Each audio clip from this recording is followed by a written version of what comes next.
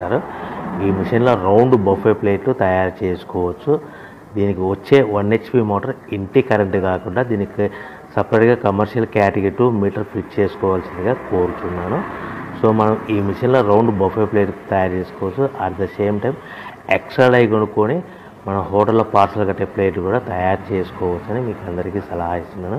కానీ ఈ మిషన్లో ఎలాంటి టిఫిన్ ప్లేట్లని, డోనా కప్పులని, పానీపూరి కప్పులని, టీ కప్పులని తయారు చేసుకోలేమని మీకు అందరికీ తెలియజేస్తున్నాను. సో మనకు రా మెటీరియల్ అనేది మన దగ్గర ఎవరైతే కొత్త మిషన్ కొంటారో వారికి మాత్రమే రా మెటీరియల్ సదుపాయం కలదు.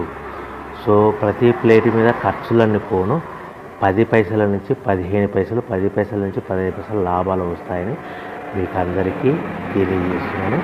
ఎవరైతే మిషన్ కొనుక్కొని రా మెటీరియల్ కొనుక్కొని తయారు చేసుకున్న ప్లేట్స్ మీ ఏరియాలో అమ్ముకునే విధానం ఉంటేనే వ్యాపారం మొదలు పెట్టవలసిందిగా అందరినీ కోరుతున్నాను.